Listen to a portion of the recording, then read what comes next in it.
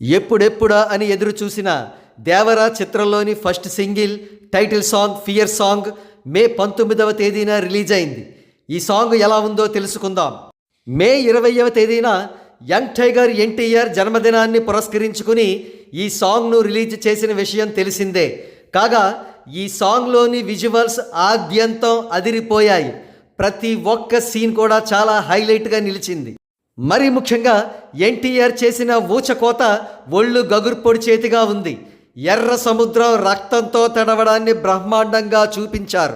Song చివరిలో ఎన్టీఆర్ ఒక స్తంభాన్ని పట్టుకుని దాని చుట్టూరా తిరుగుతూ ఒక విలన్ తన్నే సన్నివేశం చాలా బాగుంది.